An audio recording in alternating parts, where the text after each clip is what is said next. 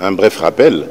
Lorsque, au mois d'avril, je pense, si mes souvenirs sont bons, 2022, oui, ça devait être fin avril, à l'occasion de l'entrée officielle de la République démocratique du Congo dans la communauté d'Afrique de l'Est, après la cérémonie, nous avons eu une discussion entre 4 chefs d'État, celui qui nous recevait à l'époque, qui était aux affaires, le président Uhuru Kenyatta, et puis les 2 présidents rwandais et ougandais, ainsi que moi-même. Donc nous avons eu cette réunion où les grandes lignes ont été décidées, c'est-à-dire, je rappelle rapidement, qu'on devait mettre fin à l'activisme des groupes armés, tous, quels qu'ils soient, et on les avait catégorisés. Il y avait des groupes armés locaux, donc de Congolais, compatriotes, et puis il y avait des groupes armés étrangers, mais tous étaient actifs en République démocratique du Congo, et non seulement déstabilisaient la région de l'Est du Congo, mais également les pays voisins. Et dans les groupes armés étrangers, on avait visé les FDLR pour le Rwanda et les Red Tabara pour le Burundi.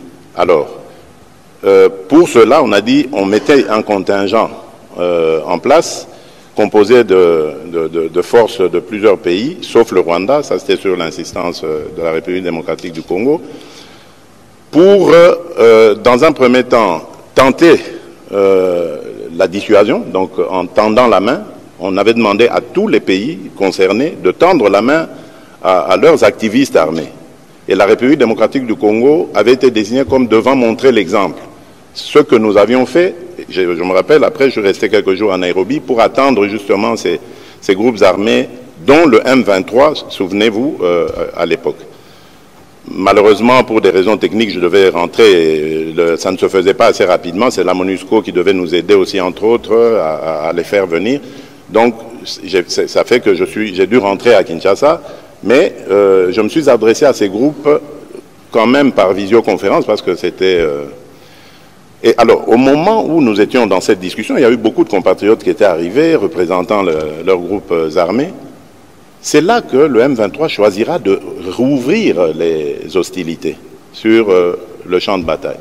Alors nous avons compris qu'en fait, c'était un empêcheur de tourner en rond. Et c'est à ce moment-là que nous l'avons désigné comme groupe terroriste et coupé désormais tout contact avec ce groupe-là.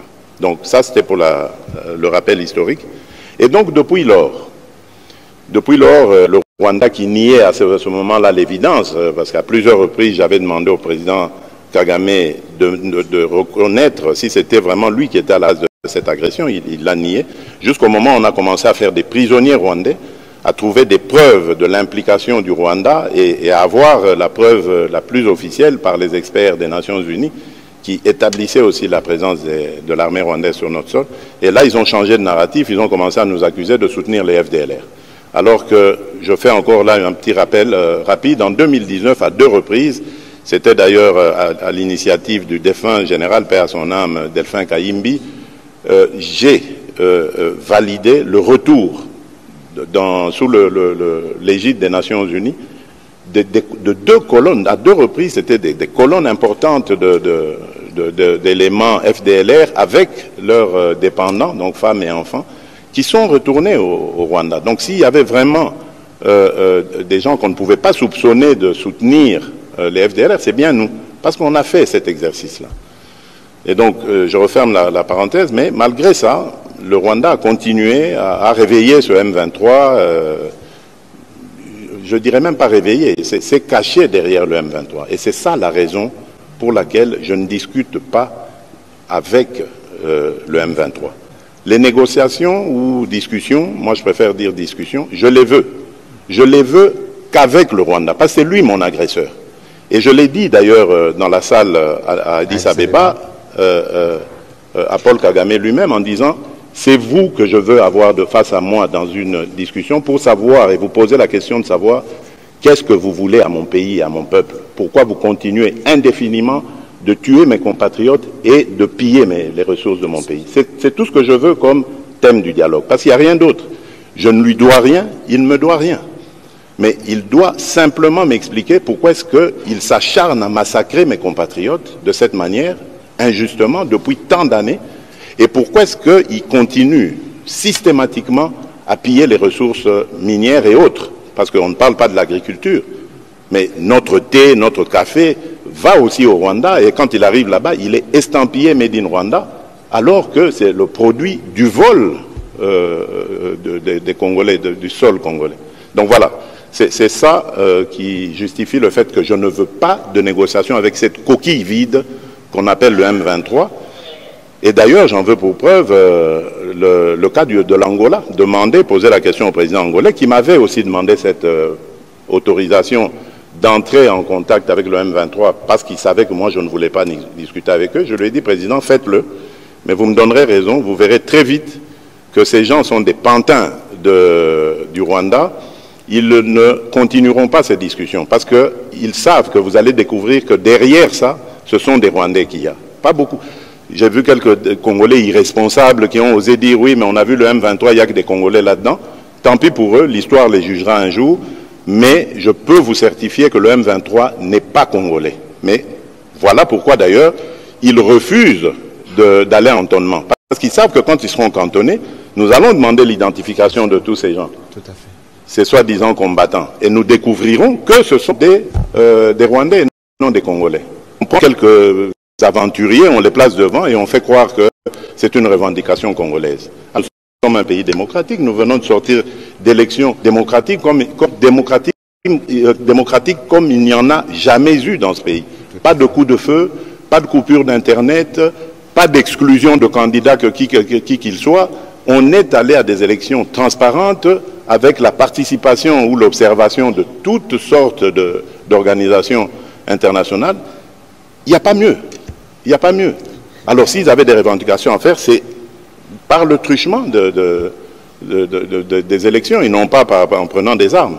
Voilà, on va continuer sur ce registre avec Marcène Goy. Entre-temps, j'ai vu que Madame Gaëlle demandait la parole. Peut-être qu'elle peut déjà avancer vers le micro aussi pour sa question. Je me demandais pourquoi il n'y avait toujours pas de dames, mais c'est très bien. Alors, elles sont là, elles sont dans la salle, elles prendront la parole au fur et à mesure. Monsieur. Oui, monsieur Marcène Goy. De votre mandat, vous aviez effectué une tournée dans les 9 pays limitrophes. Très bien. Vous avez été à Kigali. Et lorsqu'il y a eu les funérailles de feu Étienne Tshisekedi, votre père, votre défunt père, nous avons vu venir Kagame à Kinshasa pour vous consoler. Et lorsqu'il y a eu éruption volcanique, le Rwanda a démontré qu'il demeurait un pays qui peut s'ouvrir au Congo en cas de catastrophe. C'est ça. Et donc, en tant que pays voisin, nous sommes obligés de vivre ensemble. Les deux pays, la RDC et le Rwanda, doivent vivre ensemble. Totalement d'accord. Et vers la frontière, vous aviez pris des photos qui ont semblé dire qu'il y avait même des accords qui auraient été signés à cette occasion-là entre vous et le président Kagame. Vous revenez tout fraîchement de Nairobi. À Nairobi, vous avez été très ferme sur la question qui concerne... À Addis Abeba plutôt. Vous avez été très ferme. Il n'y a pas eu de photos de famille, pas de poignées de main historiques, pas de rencontres directes. Le protocole s'est arrangé pour vous mettre éloigné. Et donc, on semble avoir vu entre les deux présidents une distance, mais aussi entre les deux pays. Maintenant, la question de savoir comment vider le prétexte, parce que finalement, les FDLR deviennent un prétexte qui sous-tend la vision expansionniste du Rwanda vers le territoire congolais. Et comment aussi vider le prétexte du président Kagame qui pense aujourd'hui défendre la cause de Tutsi congolais, le Banyamulenge, dont il prétend être aujourd'hui, il s'érige en défenseur acharné. Y a-t-il effectivement des accords signés à cette occasion lorsqu'il y avait eu éruption volcanique? Et où en sommes-nous avec les opérations militaires conjointes entre la RDC et l'Ouganda, dans la partie Nituri? Marcel, vous posez 3 questions. Merci. Oui. Excellence, Monsieur le Président. Notez-les-moi bien. Bon, d'abord, très vite, je vous dis, ce qui s'était passé au moment auquel vous faites allusion à Goma, ce n'était pas des accords, c'était un MOU. C'est en anglais, c'est une abréviation anglaise qui veut dire en français Mémorandum d'entente. Donc nous étions d'accord pour ouvrir des négociations afin d'arriver à un accord, justement pour éviter le pillage de l'or congolais. Donc exactement ce que vous entendez que nous avons fait aujourd'hui avec Primera Gold, cette coopération qu'on a faite avec comment on appelle ça, joint venture. Une joint venture, merci Monsieur le ministre, que nous avons fait à travers cette firme Primera Gold avec les Émiratis, les Émirats Arabes Unis. C'est exactement ce que nous aurions dû faire avec le Rwanda et que nous avons immédiatement stoppé lorsque nous nous sommes aperçus de leur supercherie dans ce coup de poignard dans le dos. Donc, pour revenir au FDLR dont vous dites, donc j'espère que là c'est clair, il n'y a pas d'accord. Ah oui, je voudrais profiter aussi de cette occasion pour tordre le cou à une rumeur qui a fait son chemin et qui voudrait confirmer le fait que le M23 a été invité ici à Kinshasa par moi à une certaine époque 2019, et que je les aurais laissés. C'est archi faux. Je n'ai aucun contact avec eux. Mais en revanche, je reconnais qu'il y a eu des gens des représentants du M23 ici. Et c'était à l'époque où j'avais pour ministre, nous avions pour ministre de l'Intérieur M. Gilbert Kankonde. C'est lui qui est venu, qui m'en avait parlé à l'époque. Et j'avais refusé catégoriquement de le recevoir. Parce qu'il promettait, disait-il, après qu'on les ait reçus, de trouver des solutions pour amener la paix à l'Est. À ce moment-là, ils ne nous agressaient pas encore, pour trouver des solutions. Je trouvais leur raisonnement farfelu, bien qu'ils disaient qu'ils n'avaient aucune exigence, etc. Ils sont restés le temps qu'ils sont restés, je ne sais même pas combien de temps, mais moi j'avais rejeté l'idée de les rencontrer. Je ne les ai jamais rencontrés. Et donc je voudrais que ce soit ferme, que ce soit dit fermement. Donc ils ont peut-être rencontré le ministre de l'Intérieur pensant qu'il le faisait en mon nom, ce qui peut être normal, mais je tiens à dire ici qu'il les avait invités, si c'est lui ou c'est eux qui s'étaient invités, à mon insu. Je n'étais pas d'accord et lorsqu'on m'a proposé de les rencontrer, j'avais refusé cette idée. Alors, pour parler des FDLR, au moment où les relations étaient bonnes avec le Rwanda, j'avais reçu une délégation rwandaise ici, qui me disait, on parlait des FDLR à ce moment-là, ils m'ont dit, Monsieur le Président, vous savez, à vrai dire, les FDLR, c'est devenu une force résiduelle composée de moins de 2000 hommes qui ne menacent même plus la sécurité de notre pays. Mais ce que nous craignons, c'est ce dérapage idéologique où dans le discours on vilipende les Tutsis, etc. Je dis, mais ça, c'est inhérent à tout pays. Hein. Notre pays, c'est 450 tribus. Ce n'est pas que avec les Tutsis congolais qu'il y a des problèmes. Il y a des problèmes même, on l'a vu récemment, pour les Kassaïens, les Luba du Kasaï au Katanga. Ce n'est pas pour ça que l'Angola, qui a aussi des populations loubaphones, se lève un matin pour dire, ça y est, moi je vais au Katanga pour défendre les Luba du Kasaï qui sont menacés. Les Teke et les Yaka ont des problèmes ici. Le Congo-Brazza qui en compte, ainsi que le Gabon, ne se réveille pas pour dire, voilà, on va défendre les Teke à Kwamut, etc. Donc, c'est totalement farfelu comme histoire. Nous sommes un pays souverain. Nous sommes capables de défendre nos propres concitoyens et nous sommes en mesure de les sécuriser. Voilà pourquoi d'ailleurs je profite de l'occasion pour dire que je suis le seul, si pas le premier en tout cas président de la République démocratique du Congo, à avoir dit haut et fort, en parlant des Banyamulenge, mais j'élargis même à tous les Tutsis congolais que ce sont nos compatriotes. Il y a des Banyamulenge qui sont morts pour cette République et sous le drapeau. Donc j'en ai assez de ce discours qui consiste à discriminer ces populations et à donner ainsi l'occasion à des régimes barbares comme celui du Rwanda de nous envahir, sous de fallacieux prétextes d'ailleurs. Parce que je dois attirer ici l'attention de tout le monde, et c'est très dangereux d'avoir ce genre de discours. Vous faites le tapis de ce régime criminel du Rwanda, parce que ce régime, figurez-vous, il a aussi des Hutus qui travaillent à sa cause. Il a aussi des Wazalendo qui travaillent à sa cause, qu'il a fabriqués.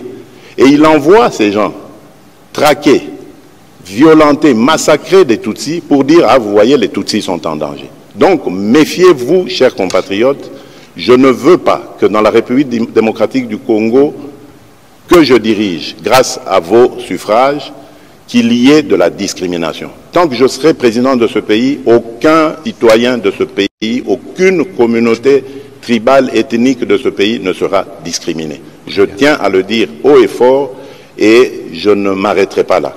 Autre chose, nous avons dit haut et fort, et d'ailleurs depuis lors, on a arrêté même un officier, que dans l'armée, nous ne voulons pas de collaboration de près ou de loin avec les FDLR. Et que tout officier qui s'exposerait à ce genre de méfaits sera poursuivi, condamné. Et c'est le cas. Il y a un général qui a été arrêté pour soupçon. Donc on n'a pas encore confirmé, mais il est soupçonné d'avoir collaboré avec les FDLR.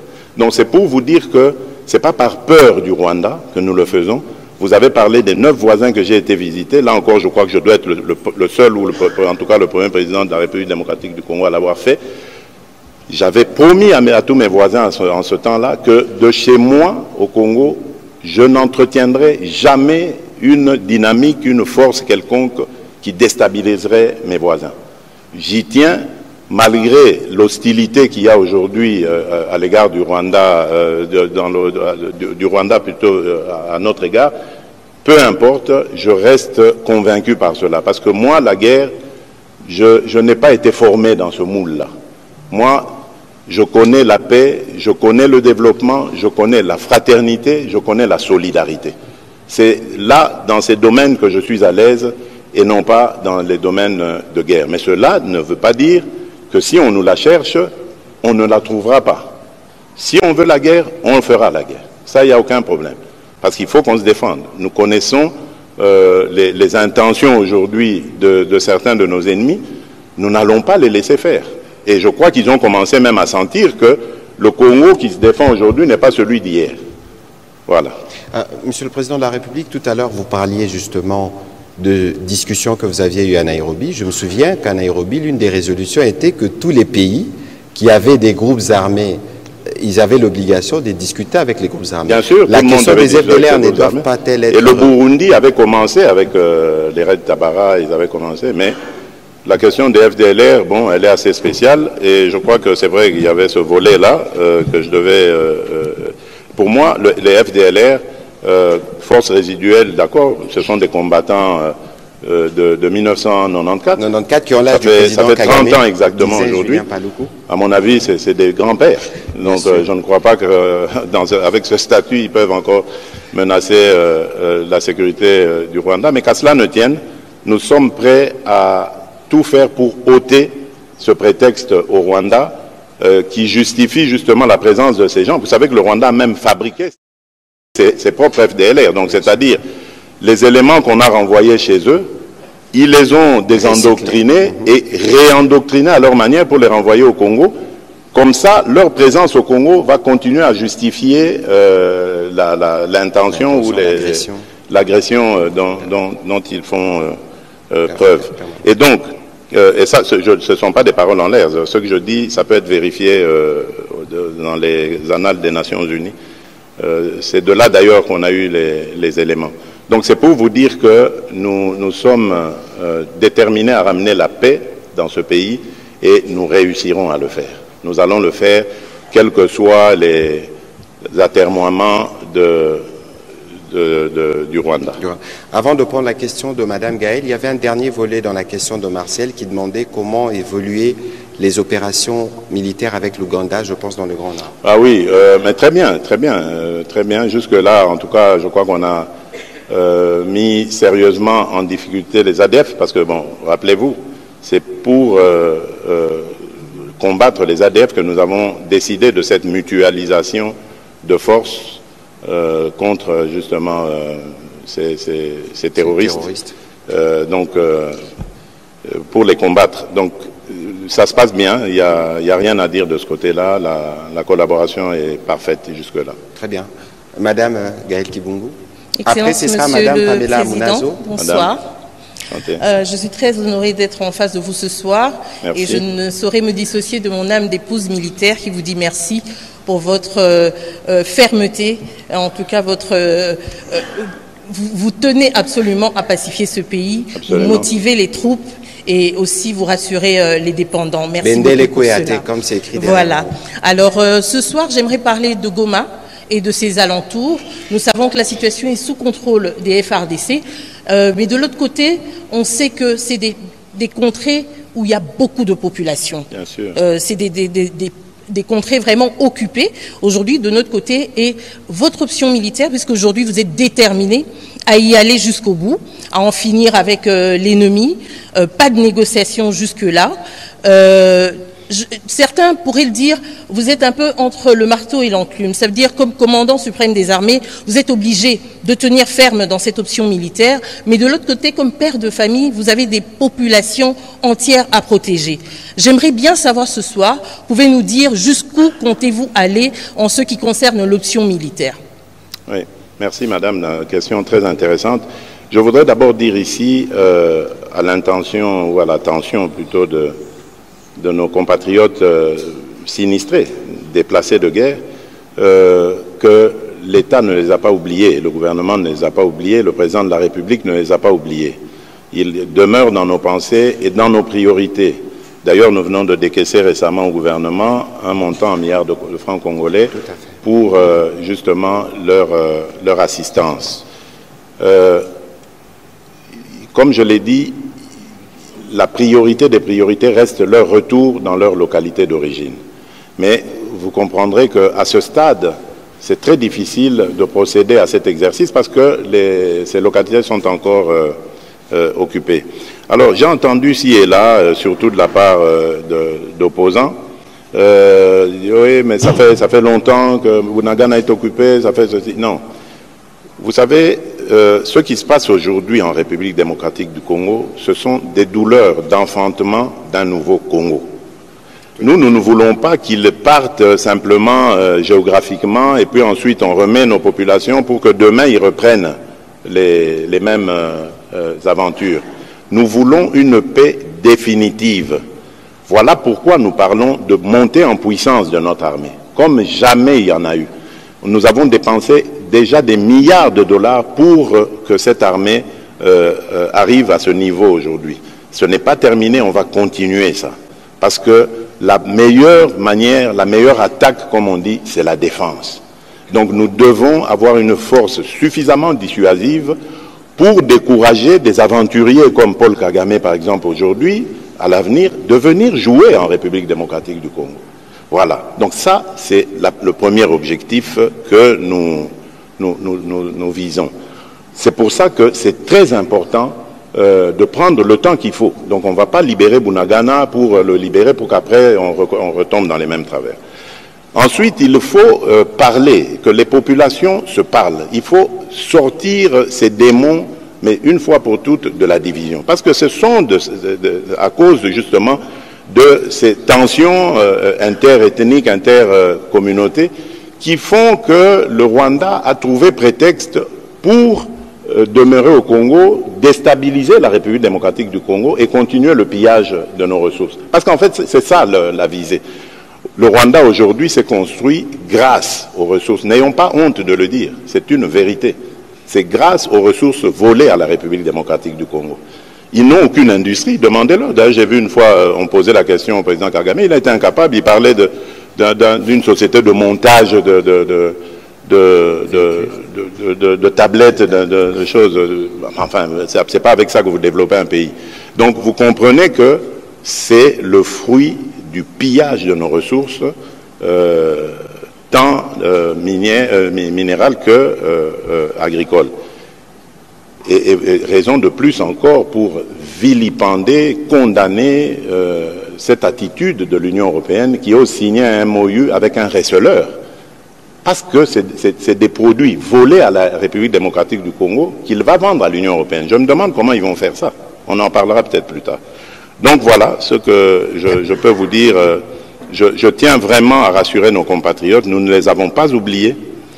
Un jour, je leur fais cette promesse, ils vont rentrer chez eux, mais alors là, pour une paix durable et définitive. Parce que c'est ce Congo-là que je veux, ce Congo qui va se tourner vers son développement. Et nous l'aurons, ce Congo. Vous pouvez me faire confiance.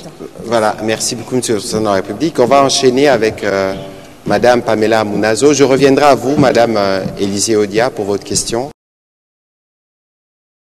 utilise et il recycle les FDLR qui étaient déjà ici renvoyés chez eux. Oui, je dis, il a ses Ouazalendo. Ses Ouazalendo. Voilà, donc c'est-à-dire, pour semer la confusion, il en a pris, fabriqué, il les fait passer pour des Ouazalendo, alors que ce sont des traîtres, des traîtres à la nation. Ils se déguisent en Ouazalendo, alors que les Ouazalendo sont de braves patriotes, guerriers redoutables, que la nation ne doit jamais oublier, parce que ces gens ont pris les armes de leur propre chef pour combattre l'envahisseur. Donc, les Ouazalendo sont des gens à honorer, à gratifier. Malheureusement, comme dans toute organisation, il y a toujours des esprits faibles qu'on prend, qu'on manipule, pour faire croire évidemment que l'état d'esprit des Ouazalendo, c'est de massacrer les autres communautés. Ce n'est pas vrai. Ils veulent protéger leur pays et ils ont raison. Ils ont toute ma sympathie et tout. Et d'ailleurs, vous avez créé la réserve d'armée de la défense pour encadrer toutes ces forces. Madame Pamela Mounazo, allez-y avec votre question. Bonsoir, Monsieur le Président. Alors, le Conseil de sécurité des Nations Unies s'était réuni mardi dernier. C'était sur la situation sécuritaire en République démocratique du Congo. Concrètement, Monsieur le Président, par rapport, on va dire, aux décisions prises autour de cette rencontre, est-ce que vous êtes satisfait de cela ou plutôt inquiet? Et la deuxième chose, c'est de plus en plus, il y a des pressions qui sont exercées sur le Rwanda par la communauté internationale. Est-ce que vous pensez que ça va porter des fruits? Moi, je crois, et j'ai toujours dit d'ailleurs au secrétaire général des Nations Unies, à tous mes interlocuteurs, surtout ceux dont les pays sont membres du Conseil de sécurité, que notre satisfaction, nous l'aurons que lorsqu'il y aura des sanctions, que le Conseil de sécurité des Nations Unies décidera de prendre des sanctions contre le Rwanda. Parce que pour la même chose qu'a fait la Russie, il y a eu une pluie de sanctions. Pourquoi est-ce que dans le cas qui est similaire à celui de la Russie et de l'Ukraine, pourquoi est-ce que dans notre cas, il n'y a aucune sanction? Donc, tant qu'il n'y aura pas cela, tout ce qu'il y aura comme résolution, pour moi, sera, on va dire, peut mieux faire comme mention. Sur les pressions exercées sur le Rwanda? Les pressions doivent continuer, c'est très bien, mais les pressions, lorsque elles ne sont pas entraînées de contraintes, ça risque de finir par lasser la personne ou l'institution qui est pressée, et finalement, ça risque de ne pas donner de résultat. Donc je crois que pression, oui. On a vu d'ailleurs qu'ils ont été assez affolés, ils ont eu des réactions un peu à l'emporte-pièce, mais ça ne suffit pas. C'est un bon début, on va dire, mais comme je disais tout à l'heure, s'il faut donner une mention, on va dire peut mieux faire. Et nous ne demandons que ça de la part de la communauté internationale, de faire davantage. Et ce serait justice pour les millions d'âmes congolais perdus. On va prendre la question de M. Willy Kalengai. Je vais demander à Mme Élisée Desprez d'avancer, comme ça elle posera la prochaine question avant qu'on ne continue avec les questions récoltées de ce côté. Monsieur Kalengai. Monsieur le Président, le pays, notre pays, la RDC n'est pas le seul pays au monde qui a des ressources naturelles. Il y a beaucoup de pays qui ont des ressources, mais malheureusement, chez nous, l'exploitation des ressources provoque la mort et la désolation. Nous en sommes à autour de 12 millions, c'est énorme. Vous venez de dire tout à l'heure que le Rwanda sert de receleur, et le président Kagame récemment a dit que, évidemment, le produit passe par le Rwanda et vont ailleurs. Voilà. Où est-ce que ces produits vont? Et c'est là ma question. Au début, on pouvait se dire que derrière le Rwanda, il y avait des multinationales, il y avait des groupes mafieux, il y avait toute la pègre mondiale qui s'accaparait de nos richesses. Mais quand nous avons suivi les MOU signés entre l'Union européenne et le Rwanda, nous nous sommes demandé si effectivement, derrière le Rwanda, il n'y avait pas des États, des vrais États, et qui nous envoyaient ainsi un message. Très bien. Alors, la question est celle-ci. C'est vrai, vous venez de dire que vous pouvez négocier avec les Rwandais, mais au-delà du Rwanda, avons-nous identifié les forces politiques, les États, notamment l'Union européenne, avons-nous identifié les vrais négociateurs? Parce que c'est avec eux qu'il faut négocier pourquoi l'exploitation de nos ressources doit donner la mort aux Congolais. Alors, la négociation pourrait être celle-là, la tripartite notamment. Comment exploiter les ressources naturelles du Congo en faisant prospérer le pays et en ayant la paix. Et ça, ce n'est pas avec les Rwandais qu'on peut négocier. À vous, les chefs de l'État, je demande, est-ce que vous avez envisagé de négocier avec les autres? Parce que les autres, quand nous suivons ce qu'ils disent, ils disent que le Congo n'a pas voulu respecter l'accord cadre d'Addis Abeba. C'est comme ça qu'on lui a remis les M23. Bon, je ne sais pas où est-ce que vous... Je ne sais pas où est-ce que vous allez tirer ces informations-là, de qui vous allez les tirer, mais je voudrais vous dire à propos de l'accord cadre, s'il y a vraiment un pays qui respecte les termes de l'accord cadre, c'est bien la République démocratique du Congo, car nous avons même désigné un coordonnateur comment on appelle ça là, le coordonnateur de suivi. De suivi, voilà, merci. Merci, le coordonnateur de suivi de l'accord cadre. Et nous sommes le seul pays parmi tous les signataires à avoir un coordonnateur. Donc quand on vient, par exemple l'envoyé spécial du secrétaire des Nations Unies dans les Grands Lacs vient à Kinshasa, il voit ce coordonnateur, parce que c'est lui qui est chargé au niveau des Nations Unies de le faire. Donc, qu'est-ce qu'on n'a pas respecté? Je ne crois pas. Non, je ne pense pas. Je crois d'abord que il y a peut-être une responsabilité de la République démocratique du Congo. Je le disais tout à l'heure à votre consoeur. Nous devons nous montrer dissuasifs vis-à-vis des agresseurs. Parce que c'est vrai, il n'y a pas que la République démocratique du Congo ou son sous-sol qui regorge d'autant de richesses, mais est-ce qu'ailleurs il y a autant de perméabilité dans le système de défense de ces pays-là? Non. Est-ce qu'ailleurs il y a autant de complicité interne? Parce que nos compatriotes aussi ont pris goût à ce trafic. Je ne crois pas. Est-ce qu'il y a autant de lois qui protègent les ressources naturelles de ces pays? Suffisamment de lois en tout cas pour ne pas permettre le trafic, etc. Donc nous devons faire aussi cet effort de réflexion sur nous-mêmes, mais en même temps le travail que nous avons déjà commencé et qui consiste à demander à tous ces pays et les multinationales auxquelles vous faites allusion, parce que moi je pense plutôt que ce sont des multinationales et non des États qui sont derrière ça. Nous ne savons pas les identifier, mais à travers les pays que nous contactons, parce que nous savons plus ou moins où logent ces multinationales,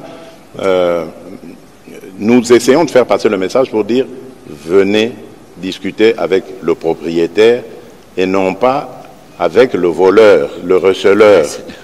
Parce que d'ailleurs, c'est condamnable. Hein, et d'ailleurs, vous le lui avez quand dit vous achetez, je lui ai dit, ça c'est un receleur. Quand vous achetez le produit du recel, vous êtes vous-même coupable de vol. Vous êtes assimilé au voleur. Donc, l'Union européenne, j'espère qu'elle ne va pas jouer ce jeu-là. Et l'Union européenne, ce sont des hauts fonctionnaires. Les États, et je peux vous rassurer, j'ai reçu déjà de la part de certains ambassadeurs de l'Union européenne ici des messages rassurants pour dire nous avons tenté de tout faire pour empêcher cette signature et nos pays ne sont pas d'accord avec ce qui s'est passé. Et quant à nous, République démocratique du Congo, nous n'allons pas nous arrêter là.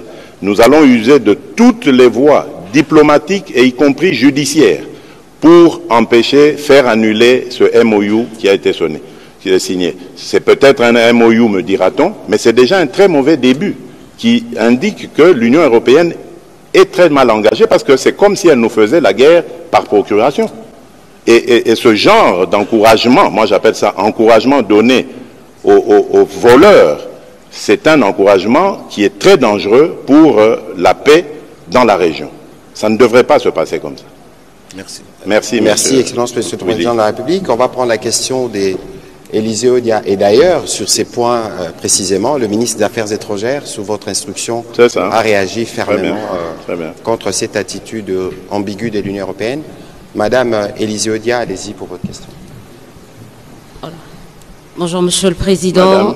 Merci à l'Excellence honorable Patrick Mouyaya pour la parole accordée. Monsieur le Président, je reviens sur les propos tenus en marge du sommet d'Addis Abeba.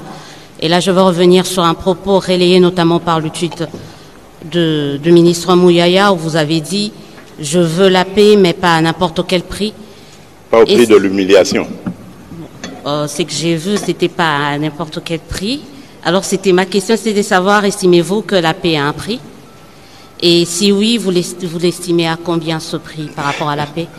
Et enfin, peut-être par rapport à l'actualité également, vous êtes en face, comme je l'ai dit tout au début, d'un honorable excellence doublement élu. Ça vous dérange pas d'avoir violé la Constitution? Je savais que cette question reviendrait, mais bon, le président aura l'occasion d'y répondre. Merci, madame, j'y répondrai. J'avais parlé de la paix, pas au prix de l'humiliation. Vous savez, à n'importe quel prix, au prix de l'humiliation, c'est pareil. N'importe quel prix, c'est ça, l'humiliation. Donc, je veux la paix, une paix véritable et une paix durable. Comme je l'ai dit, je ne veux pas de paix factice dans laquelle on humilie la République démocratique du Congo, comme on l'avait humilié en 2013, avec ces mêmes pantins du M23, qui ont fait concéder à la République des choses, mais scandaleuses. Je ne sais pas si vous avez vu cet accord, signé en 2013 à Kampala, je pense, avec le M23. C'est ça l'humiliation à laquelle je faisais allusion.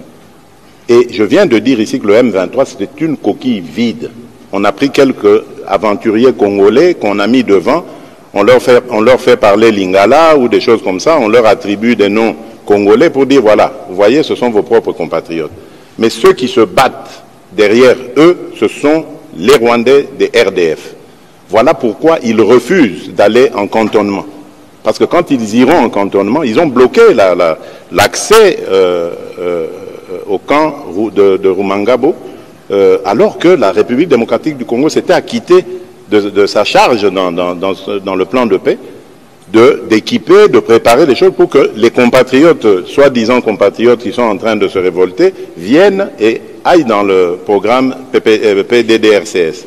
Ils ne sont jamais venus, ils ont même bloqué l'accès, et le ministre, le VPM Jean-Pierre Bemba l'avait suffisamment dénoncé dans tous les forats auxquels il a participé, toutes ces conférences régionales. Bon, donc c'est vous dire que de ce côté-là, c'est plus que certain que nous voulons la paix véritable, une paix vraie et durable, pas une paix factice. Ça, j'insiste. Alors, vous avez fait allusion à la violation de la Constitution. Non, je n'ai pas l'impression, madame, le mot est trop fort. Je n'ai pas l'impression d'avoir violé la Constitution. Je suis guidé, vous devez le savoir, je suis guidé par un seul idéal. Pour moi, le salut du peuple, c'est la loi suprême. Pour moi. Et en tant que chef de l'État, je crois que je suis le mieux placé pour observer et comprendre où est le salut du peuple. Et en ce moment, vous êtes témoin, vous entendez les questions de vos confrères, le pays fait face à une situation particulière. Mais il n'y a pas que la situation sécuritaire. Il y a d'autres éléments. Je parlais par exemple de la situation financière. Dans quelques mois, nous allons terminer la revue du dernier programme avec le FMI, la 6e revue. Mais c'est un moment historique et hyper important pour la République démocratique du Congo. Et vous voulez qu'en ce moment, parce qu'il y a eu un règlement que je ne critique pas, que je ne condamne pas, à l'Assemblée nationale, qui exige au ministre de se déterminer dans les 8 jours, vous voulez que nous mettions le pays en difficulté, dans une situation de fragilité, par rapport à la situation sécuritaire, par rapport à la situation financière, mais il y en a d'autres, même la budgétaire, parce que le budget qui va être voté en fin d'année, c'est maintenant qu'il commence à se préparer. Et il y a plein d'autres éléments comme ça que je peux... La situation diplomatique, parce que notre VPM Affaires étrangères et son adjoint, le vice-ministre, sont tous les deux élus, ils doivent partir. Mais nous avons un front diplomatique sur lequel nous sommes déployés. Vous voulez qu'on mette tout ça en question parce qu'il y a eu un règlement. Mais non, j'ai demandé conseil aux juristes. On m'a dit qu'il y a aussi l'article 110, je pense, de la Constitution, qui stipule que lorsque le Premier ministre dépose son gouvernement, il expédie les affaires courantes immédiatement après. C'est ce que je lui ai demandé. Et je tiens à préciser ici, pour rassurer nos téléspectateurs, l'opinion nationale, qu'il ne sera pas question de toucher 2 émoluments. Hors de question. Ceux qui restent au gouvernement, ils se font remplacer à l'Assemblée nationale par leurs suppléants. Pendant ce temps, jusqu'au moment où il y aura un nouveau gouvernement, si ce nouveau gouvernement est là, ceux qui seront retenus demeurent dans leur mission, les autres retournent à l'Assemblée nationale et ce sera à cette dernière de régler le problème avec les suppléants qui étaient là.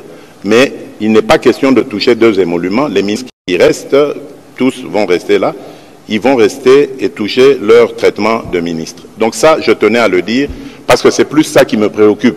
Le reste, c'est, j'allais dire, du juridisme. Bon, je laisse aux juristes le soin d'en discuter. Moi, ma mission, elle est de protéger le peuple, de protéger le sol congolais, et c'est à ça que je m'acquitte. Le reste... Voilà, on va prendre la question de Patrick Bomboka. Vous parlez des budgets, vous parlez d'économie. Et puis ce sera Pichou Moulumba, puis Christian Lusakweno. Allez-y, s'il vous plaît. Merci pour la parole, Monsieur le Ministre. Bonsoir, Monsieur le Président. Bonsoir. Après la renégociation du contrat chinois, la République démocratique du Congo a pu arracher 7 milliards de dollars qui devraient être investis, comme annoncé, dans les infrastructures. Bien sûr. Mais on aurait constaté que depuis la signature de ces contrats mines contre infrastructures en 2008, le taux d'absorption de ces milliards disponibles est toujours très faible. Alors comment s'est rassuré cette fois-ci à la fois de la bonne gestion et de la bonne affectation de ces ressources? D'abord parce que nous avons commencé à renégocier. Donc ça, c'est déjà la preuve que, en tant que patriotes aimant ce pays, quand nous avons examiné ce qui avait été fait avant nous, nous avons constaté que c'était très mal fait et au désavantage de la République. Secondo, lorsque, malgré tout, ça a quand même été fait, c'est-à-dire de l'argent a été décaissé, je crois qu'on est presque à 1 milliard seulement de la part de... Eh bien, cet argent n'a rien fait. Est-ce que vous voyez des infrastructures grandioses, vous, dans ce pays? Non. Mais ça a fait la richesse de certaines personnes qui, pour la petite histoire, je vais vite dire ici, sont aujourd'hui dans l'opposition en train de s'organiser, même pour certains, pour déstabiliser la République démocratique du Congo.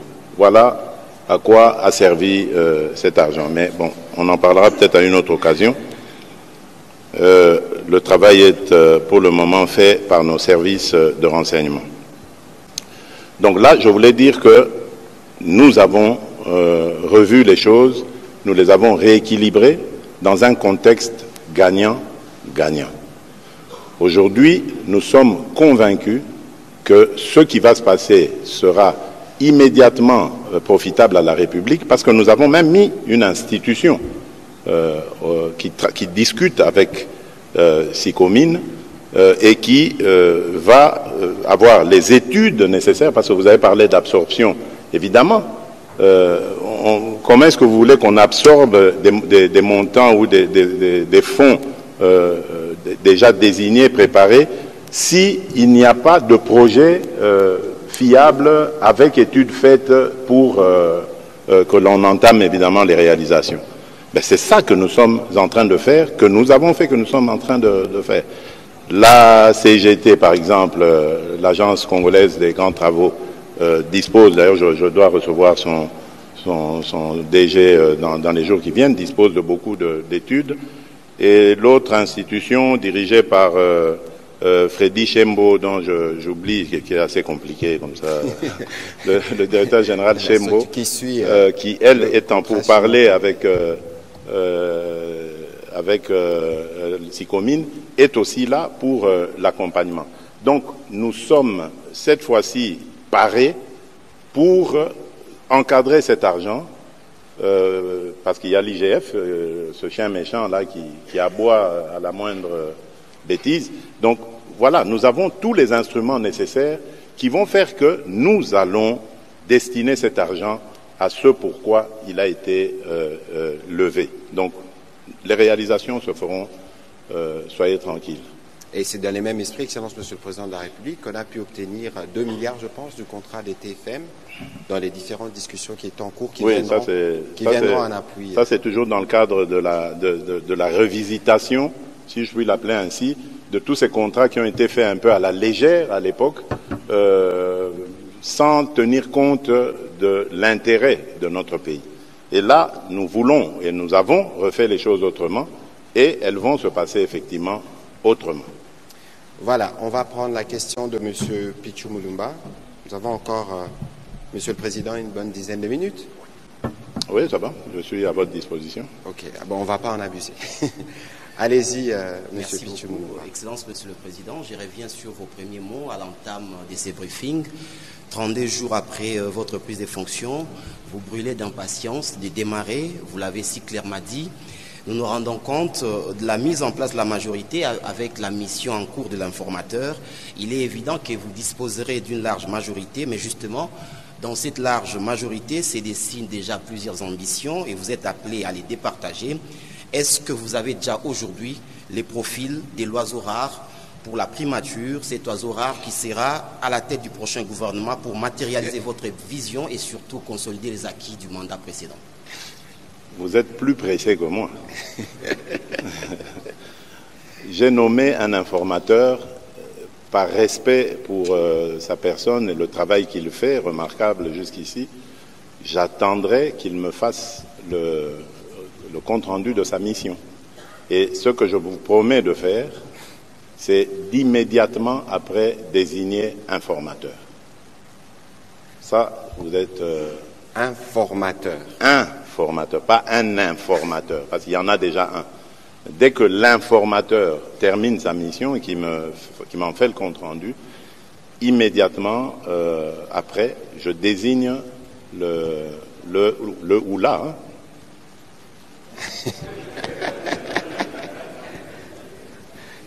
Il veut aller dans les pouvoirs discrétionnaires du président de la République. Soyez un peu patient. Non, mais ne soyez pas pressés. Moi, je ne le suis pas. Les ambitions, ça ne me fait pas peur. C'est tout à fait inhérent à la vie politique. On ne vient pas en politique pour se positionner simplement. On vient parce qu'on a un rêve, on a un idéal, on a des ambitions et c'est tout à fait légitime de les avoir. Ça ne doit pas faire peur. Nous avons une grande majorité, comme vous l'avez dit. Tout le monde ne jouera pas le même rôle. Tout le monde ne jouera pas les premiers rôles. Tout le monde ne sera pas ministre. Tout le monde ne sera pas DG. Quoique, bon, DG, j'aimerais vraiment qu'on commence à réfléchir à dépolitiser l'administration. Mais enfin, voilà. Donc, l'essentiel ici, c'est de faire avancer le pays. Voilà, Monsieur Christian Dousakweno. Bonjour, Monsieur le Président, bonjour, Monsieur le Ministre. Merci. Bonsoir, Christian. Alors, ma consoeur Olysée Odia a presque... Vidé la question. Vidé ma question, mais bon, puisque vous nous avez permis de rebondir, je voudrais parler de l'alinéa 9 de la Constitution, en son article 110, que vous avez cité, qui parle de la fin ou de la suspension du mandat du député. C'était pas ma question, mais je vais la poser avant de vous poser la question que je voulais poser, qui fait suite aussi à celle qu'a posée le journaliste précédent. Y a-t-il un acte juridique qui permet à ces députés de suspendre leur participation à l'Assemblée? Entendez, avez-vous signé une nouvelle ordonnance? Non. Ça, c'est pour l'article 110. Non, je vous dis non déjà, je n'ai pas signé d'ordonnance. Maintenant, ma question, c'est... Christian, vous voulez faire du juridisme? C'est pas, j'ai aucun souci ou aucune volonté dans mon chef de faire du juridisme, mais la République démocratique du Congo est une situation où elle nécessite que celui qui va prendre les rênes du gouvernement soit déjà bien au fait de ce qu'il va faire. Selon nos informations, l'informateur devrait vous déposer sa copie ce week-end. Vous dites que vous allez désigner le Premier ministre dans la foulée. Alors, non, le formateur. le formateur qui risque d'être pourrait devenir Premier ministre ou pas. Est-ce qu'on aura le Premier ministre ce week-end? Le formateur, oui. Si l'informateur m'apporte sa copie ou son rapport ce week-end, oui, le formateur sera désigné le lundi. Qui est déjà connu par vous, donc? Non, peut-être pas. Peut-être pas. J'ai l'impression que le journaliste veut sonder le cœur du président de la République. Vous voulez devenir Premier ministre, Christian? Vous en avez l'ambition? Pour revenir à ce que vous dites, Christian, moi, je n'aime pas les débats juridiques, les débats de juristes, j'en suis pas un. C'est pour ça que c'est très compliqué de rentrer là-dedans. Je crois que la Cour constitutionnelle s'était prononcée par rapport au comment on a appelé ça, au règlement intérieur de l'Assemblée nationale qui parlait des 8 jours. Et là, elle avait raison. Dans les 8 jours, c'est le règlement de l'Assemblée, c'est celui qui existait, on n'a pas à le juger, il est comme ça. Mais moi, j'ai regardé plutôt l'article 110 de la Constitution, qui permet au Premier ministre de remettre sa démission et d'obtenir du président de la République l'expédition des affaires courantes. C'est ça qui m'intéressait, cet aspect-là qui m'intéressait, parce que j'ai une nation à sauvegarder. Alors, pour que ça ne se fasse pas dans l'abus, c'est-à-dire qu'il y en ait qui mangent au gouvernement et qui mangent à l'Assemblée nationale, on a dit, OK, les suppléants s'occupent de chauffer le siège pendant que les ministres sont au gouvernement pour continuer leur travail. Parce que j'ai besoin qu'un pont soit mis entre ce gouvernement sortant et celui qui viendra après. Nous avons des dossiers hyper importants, hyper sensibles, que nous ne pouvons pas attribuer comme ça à un ministre, parce que s'ils partent comme ils allaient partir, on aurait des ministres qui ont 4, 5, 6 portefeuilles. Comment ils vont faire pour éplucher tous ces dossiers, même s'ils ont les meilleures équipes qui soient? Comment ils vont faire dans ce temps, dans ce laps de temps? C'est très dangereux. Moi, j'ai regardé la stabilité de mon pays, les responsabilités qui sont les miennes à sauvegarder, à veiller à ce que la nation continue de tourner normalement, sans difficulté. Et c'est ça ma priorité, le salut du peuple. Pas le débat juridique. Je laisse ça aux juristes et je n'ai pas du tout la sensation ou le sentiment d'avoir violé la Constitution. Voilà, merci M. Lusakwe. On va prendre M. Christopher Ochokoum. Merci Monsieur le Ministre et bonsoir Monsieur le Président de la République. C'est votre première interview, on va le dire, depuis votre discours d'investiture. Oui. Il y avait beaucoup de phrases qui ont marqué les esprits, notamment celles évoquant les erreurs du passé que vous ne comptez plus refaire lors de ce nouveau mandat. Est-ce que vous pouvez nous dire, en quelques exemples, c'est que étaient ces erreurs du passé que vous ne comptez plus refaire, et aussi nous dire comment vous comptez réaliser vos 6 engagements que vous avez annoncés au Congo tout entier. Comment vous comptez réaliser les 6 engagements, les 6 engagements de votre programme au peuple? Bon, vous savez, toute œuvre humaine n'est pas parfaite.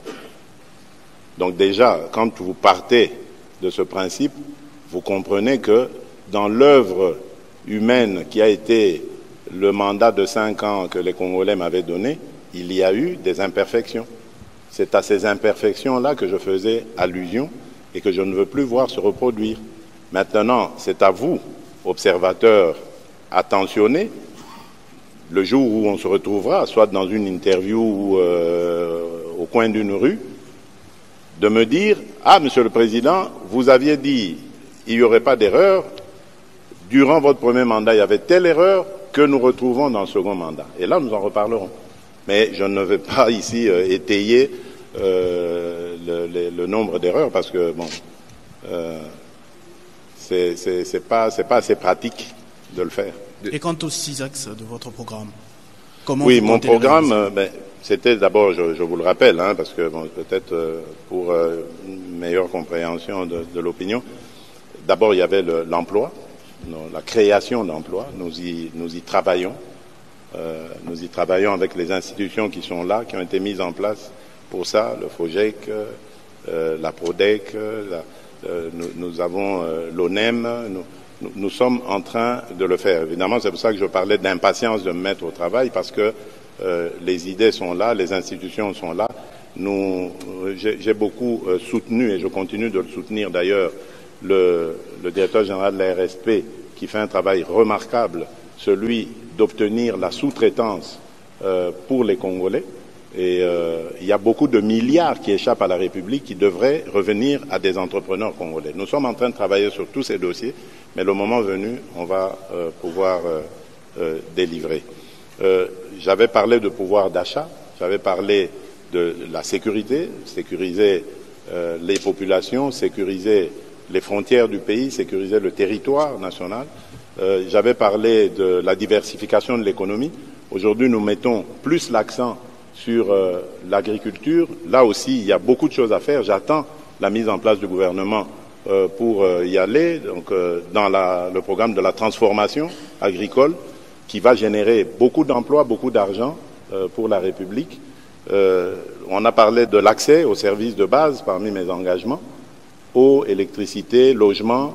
Ça aussi, nous avons besoin de travailler dessus sur des projets concrets de construction de logements et continuer ce que nous avons commencé avec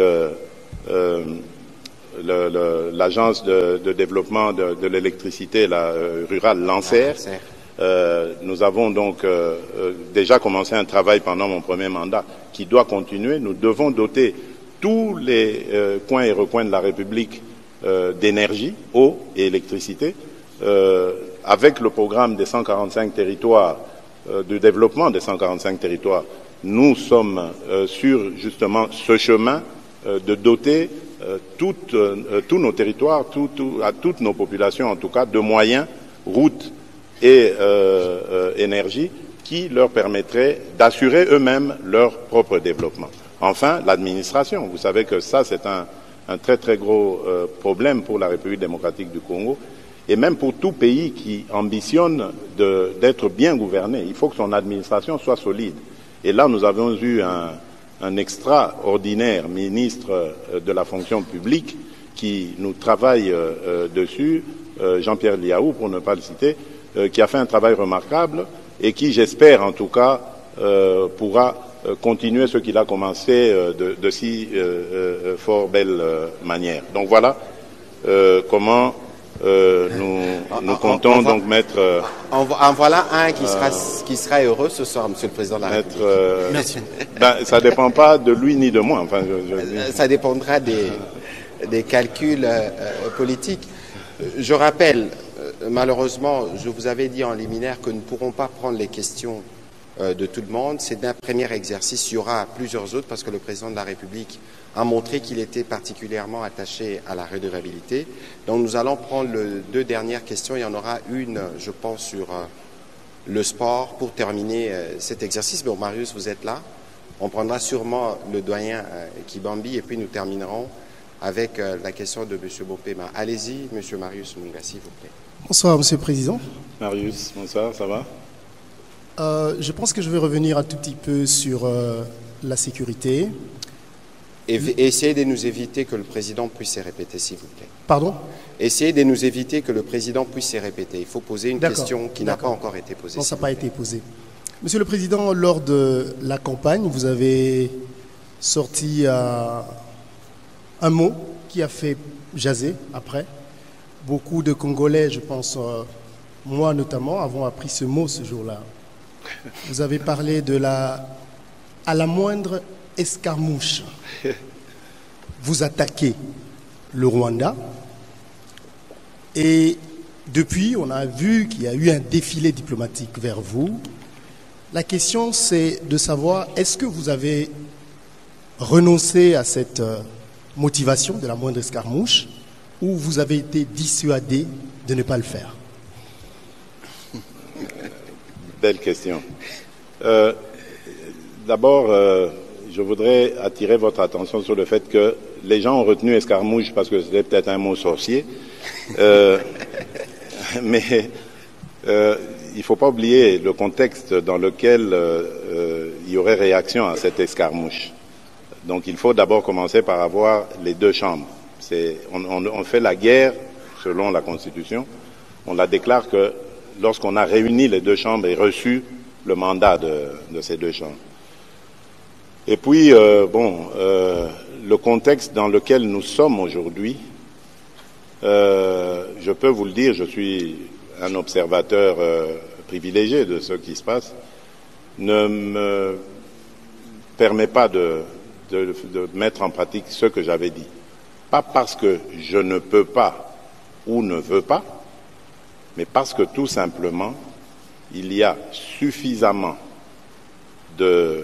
d'initiatives qui font que observer la paix est une attitude beaucoup plus sage que de se mettre en posture de guerre. Il y a par exemple l'initiative du président João Lourenço. Je vous ai dit que le mardi prochain, je serai le premier à lui rendre visite avant qu'il ne reçoive le président rwandais. Il y a l'initiative du président de la communauté économique communauté d'Afrique de l'Est, pas économique, le président Salva Kiir, qui a la présidence en exercice pour le moment de notre organisation régionale, qui va venir à Kinshasa et après aller aussi à Kigali, Bujumbura, etc. Donc, il y a l'initiative américaine.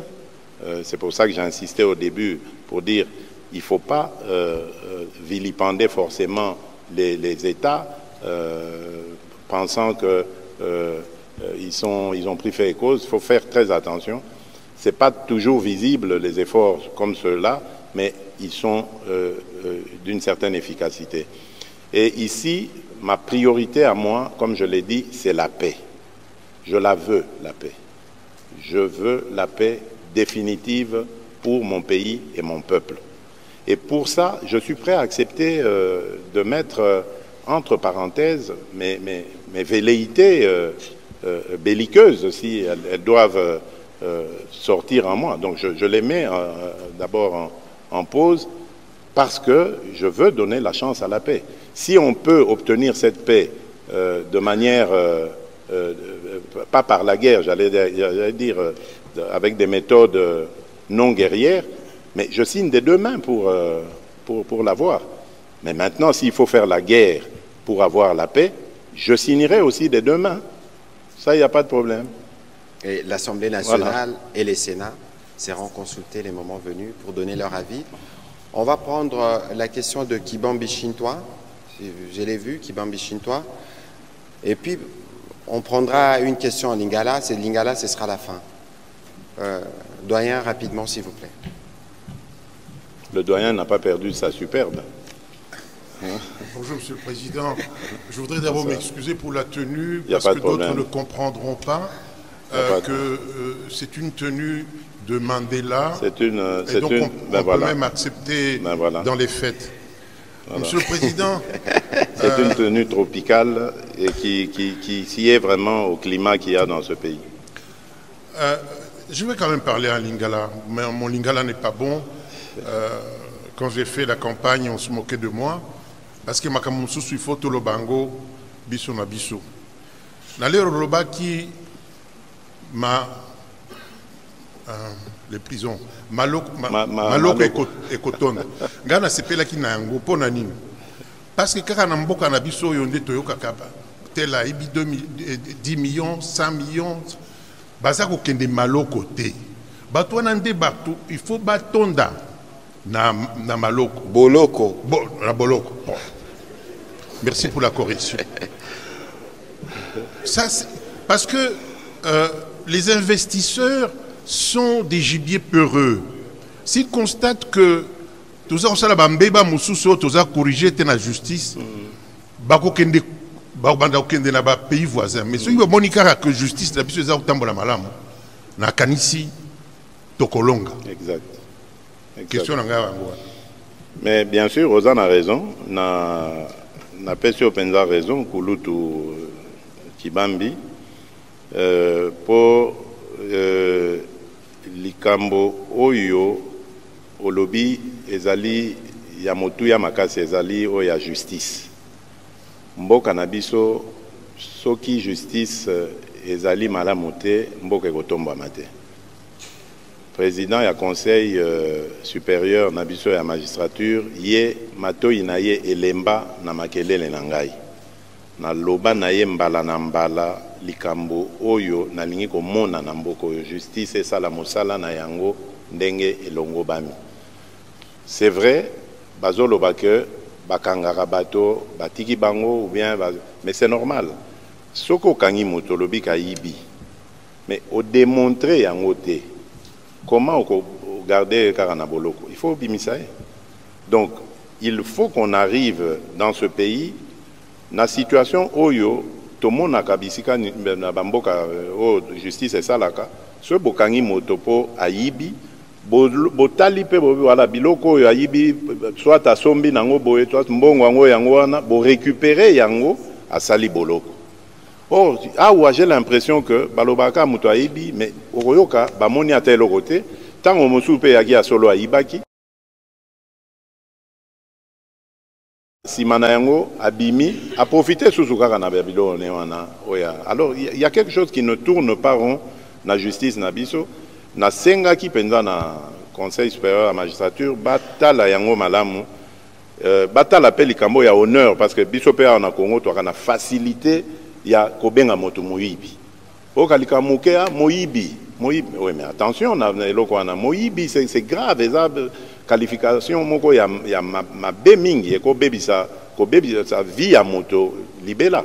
Donc soki bozana preuve te que moto na yibi bino en tant que justice bo traiter ye comme un innocent d'abord en attendant bo démontrer kaza moyibi. Donc voilà, c'est justice n'a pas problème ebele n'a pas sur raison. Mais les amosa nabiso ba autorité ya kosala de sorte que solution ezwama nesikawana. Voilà. Merci beaucoup. Voilà, on va prendre les deux dernières questions en lingala. Il y a une question Tozo Zwabino Kanzela moko Junior Yaka. Question à sport parce que Tobi qui est président d'un sportif, tout le monde a qui prestation à Léopard, il peut profiter et poser question. Voilà, merci porte-parole. Mokonzamboka tosololi makambo ya guerre tosololi makambo nyonso nga na ozonga nango te nga bakinois balobi natuna bakestio ya bakinois oza kinois obotami na kine ovandaka na kine lelo Kinshasa eza caractérisé par le phénomène Kuluna. Kinshasa eza caractérisé par l'embouteillage. Kinshasa eza caractérisé par na balabala dans un état de délabrement très avancé. Bokassa Kasavubu, yo moko kene na zandu na yoka kota osolo bala TV, Kasavubu komi boy. Itaga, Croix-Rouge, Kabinda. Lelo yo monaka ndeli na Kinshasa. Tango vandaka est-ce que Fachi Beto zalaka fier na Kinshasa ndeke komi lelo. Pour moyen te. Coura passi, maï passi et puis $28. Et comme Paul repère sa maman 20 000 francs, azo réclamé nandaku 20 000 francs za mukié pour $28. Vie na yo na ndeke to vivre na Kinshasa en tant que Kinois. Est-ce que Kinshasa est gouverné? Merci. Bon, en tout cas, motuna na yo ezali ya motuya. C'est vrai, tozali na ba difficulté na Kinshasa. Ba difficulté ango e bandi lelote, hein, eza ba difficulté za ikoya malembe. Peut-être tozangaki ndenge ya ko solutionner ango. Likambo o etali kuluna par exemple, à un moment donné, nga na monaki que ko traiter ba kuluna de manière radicale et ko changer le communauté. Baza ba jeune, souvent inconscient, pour que zoyer au côté na boloko, un jour à Gobima. Tant à Obima kuna, à Gokoma Soussou, plus dangereux que tant à Kotaki. Autant qu'on peut ça leçon, il y a koye balikambo babengi mosala, valeur ya moto, qu'on peut ça, koto sa moto, kolinga ndekonayo, pour osalela ekolo. Et expérience wana et simbaki, toza lelo na bana, bakendeki ka kanyama kasese, ba misusu baketi na Afrique du Sud koye kola kotambusa train ba kozonga d'ailleurs bientôt na Lubumbashi pona rotala bango. Donc mosala côté wana je crois qu'il y a expérience moko concluante mais esenga rapé ba moyen il y a kopesa na police pour police azala na efficacité ya kokanga bango. Mais pour le moment, c'est vrai, naza kondima que nanu tokokisi makambwana malamote. Mais boyeba que ekosuka wana te toza te que toza wana te pona kotala biloko wana indifféremment to ndima yango ele kakaboye to salaka eloko te toko bouger. Nous allons prendre des mesures. Idem pona bambouteillage. Bambouteillage ezali pona balabala oyo olobi wana ezali ya kobeba. Je crois qu'il s'est passé quelque chose dans ce pays qui continue de se passer comme une méthode et comme une habitude. Et wana ngai nazali ko tia ba responsable ya ba entreprise oyo bazali ko tonga ba balabala. Moyibi ezana katuana. Parce que ce n'est pas normal. Botonga balabala année oyo 2024 to commune à 2025 le même balabala e bandi ko bota mabulu. Donc là ici que mon salaire ça mis bien. Normalement balabala tant on va sala kango nazali ingénieur ya ba pont et chaussée, mais je suis convaincu que quand on fait une rue, durée de vie nango en tout cas minimum ezaka 10 ans. Oyo que en tout cas pendant 10 ans li boulot atamorote comme on a.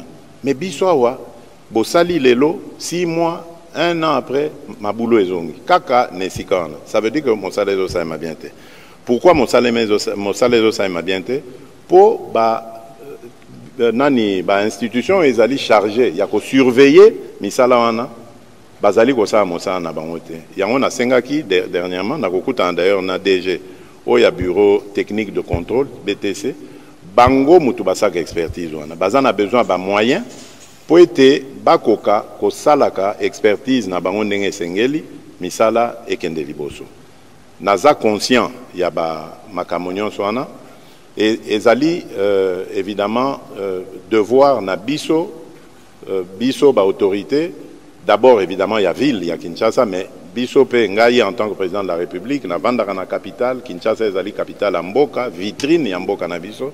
Ezali donc obligation pour nabiso to sala mosala ya kobongisa mboka nabiso et ko salema. Ça je vous le promets. Pour na dollar, bon, ezali makambo yo nazaka koloba na campagne nangai, dollar ezali pe comportement na biso ba congolais. Tozo pesa mbongo na biso valeur mingite. Okozwa franc congolais okimimbangu okoluka dollar po o bomba mbongo o bongo la mbongo na yo franc congolais na dollar. Tozali kosala misala o esengeli kosala te po ete tokotisaka ba devise awa na Congo à part ba mine na biso misala ya ba industrie o tokoki kosala ke tozali ko fabriquer biloko awa totambusaka ngo na monnaie locale ezate. Tozui habitude mabe ya kotiaka dollar lokola monnaie oyo ya mboka na biso. Nous devons d'abord kozwa comportement patriotique kolinga mbongo na biso to sale la mbongo na biso na banzi que to bana opesa ngo valeur. Évidemment, c'est beaucoup de mesures oyo esengeli kozwama. Chaque 15 jours, na conseil des ministres, na banza lobby et 15 jours, je crois qu'on aura la gouverneure de la banque. Na kokomi ça malobab parce que autorité monétaire na mboko yo ezali banque centrale. Ezali ministère à finance te ezali président ya république te.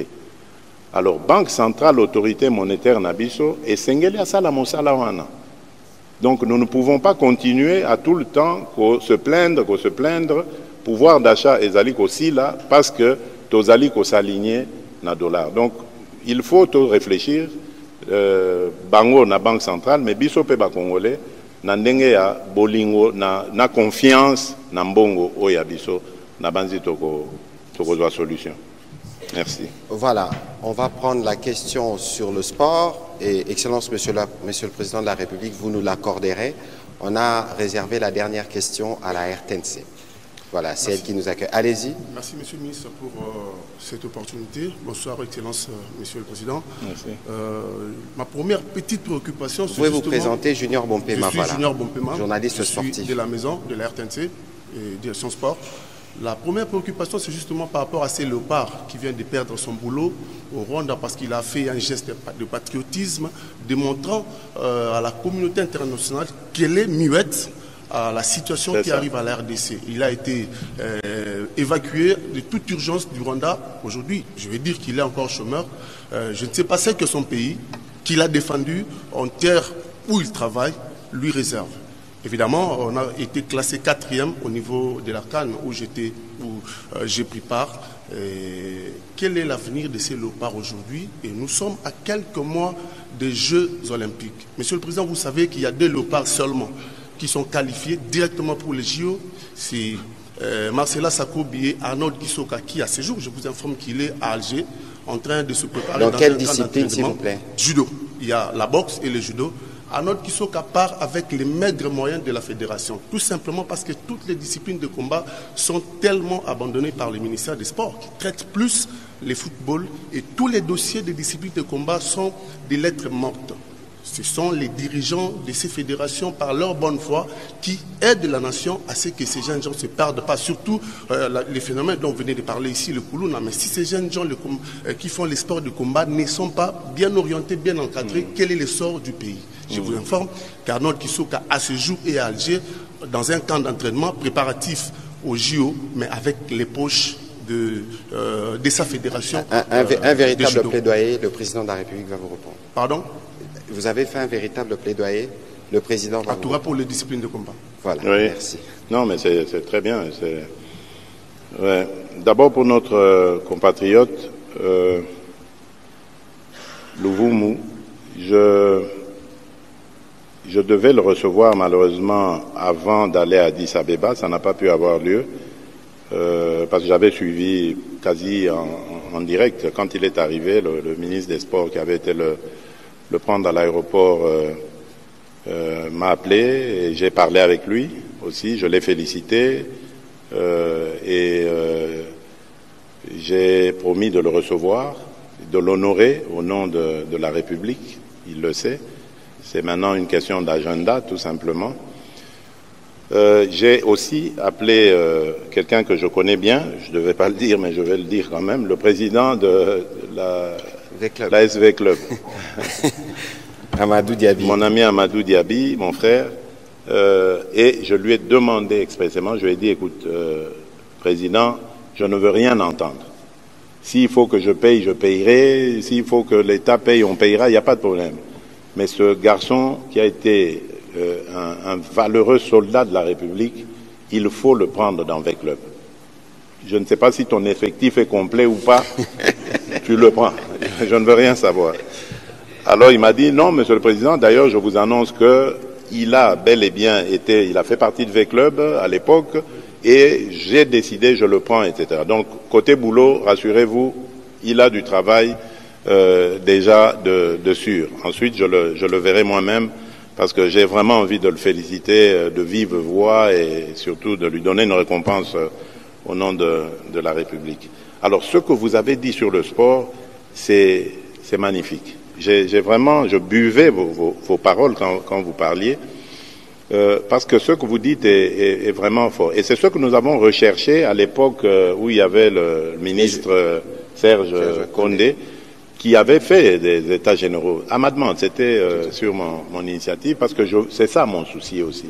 Il fallait faire l'état généraux des choses, une sorte d'état des lieux de notre fédération, de notre sport, et d'essayer de comprendre comment, d'abord ce qui ne va pas, et comment est-ce que nous pouvons juguler le mal qu'il y a et mettre plus en valeur nos athlètes.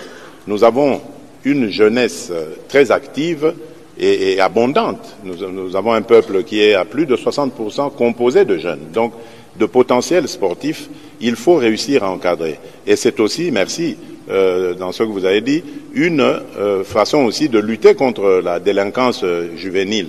Donc, vraiment, vous êtes dans le bon. J'ai vraiment aimé votre intervention. Et je peux vous rassurer que ce sont des efforts qui vont être fournis. Nous avons aujourd'hui les conclusions des États généraux, donc nous avons une boussole, comment nous orienter pour faire cela. Bon, bien sûr, il y a des objectifs que nous ne pourrions pas atteindre. Les Jeux Olympiques, c'est cette année à Paris.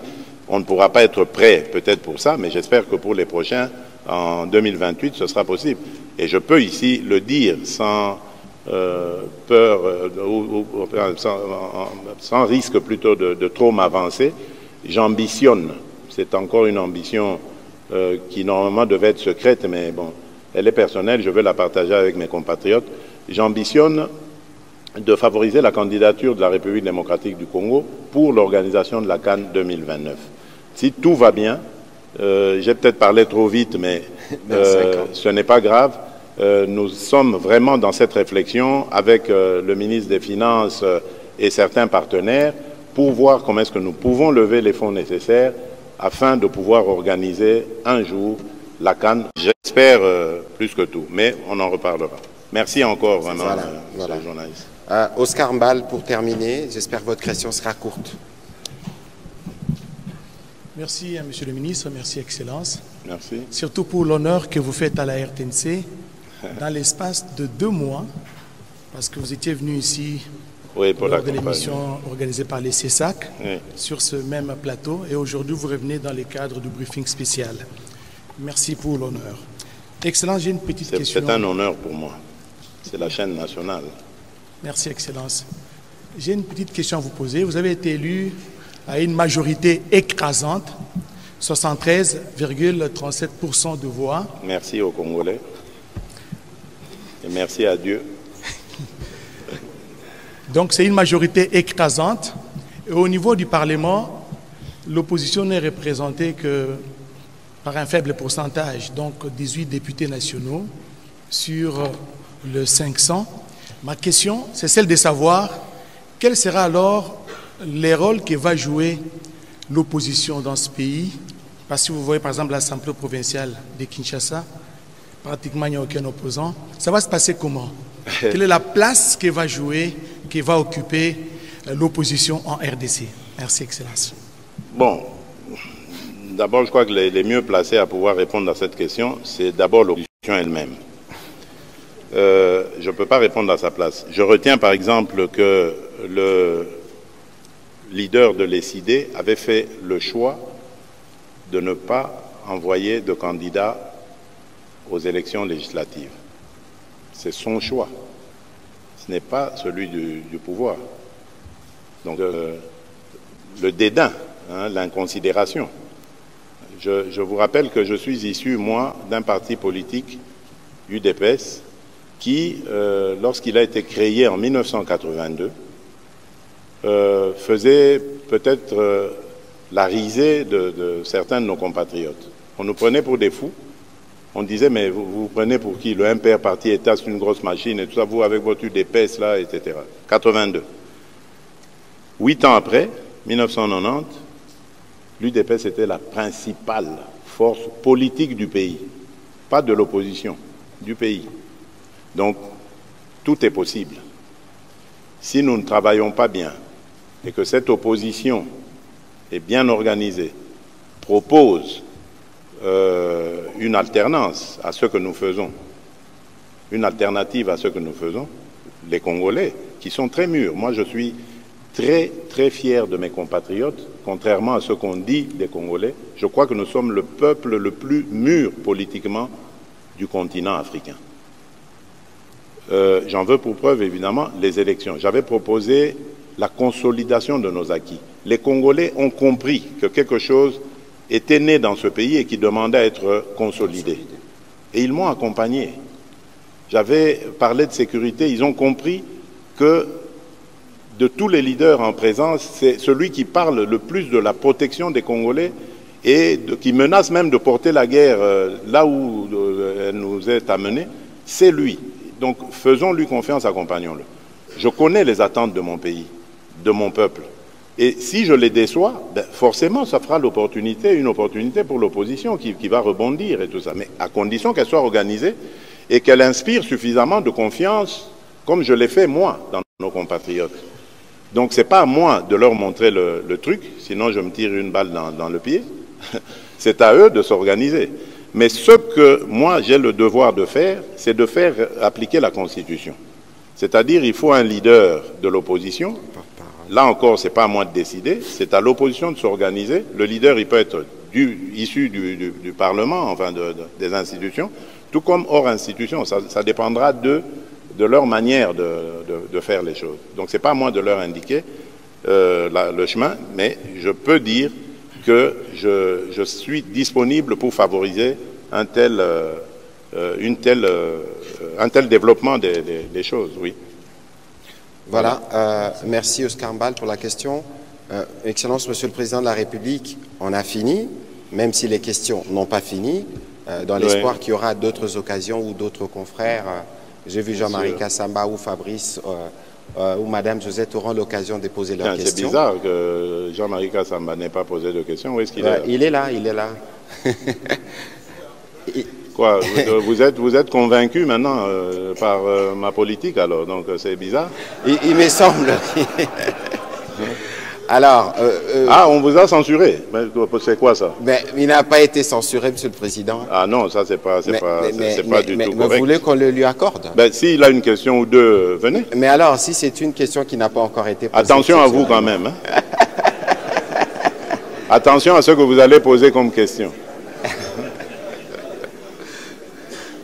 Ah, Jacques, oui aussi, bien sûr. Mais Excellence, Monsieur le Président, vous voulez encore comprendre? Non, mais pas longtemps, parce que j'ai d'autres engagements. Vous avez dérogé pour Jean-Marie? Oui, et Jacques Kini aussi, qui fait du très bon travail à Univers TV là-bas. Alors, vous allez poser vos questions en série et vous répondrez à Kassamba, Jean-Marie, allez-y, mollo, parce que je n'ai pas envie de... Non, je rigole. Allez-y. Non, c'est des questions, Monsieur le Président, qui concernent la corporation. Ah, voilà. Comme vous la corporation. Oui.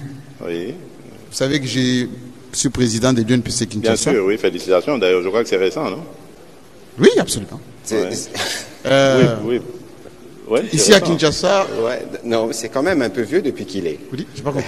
Ça fait combien de temps? Non, il avait été réélu ou quelque chose comme ça. Oui, absolument. Mais voilà. On attend le congrès pour... Glissement. Oui. Non, Monsieur le Président, les journalistes de Kinshasa sont très inquiets parce que nous avons l'un de nôtres qui s'appelle